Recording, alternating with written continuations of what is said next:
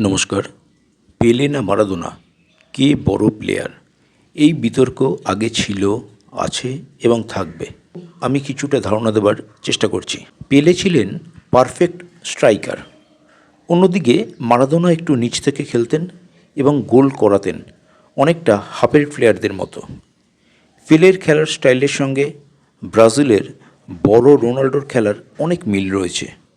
মারাদোনার খেলার সঙ্গে মেসির খেলার মিল আছে, তাই পেলে ও মারাদোনার তুলনা চলে না।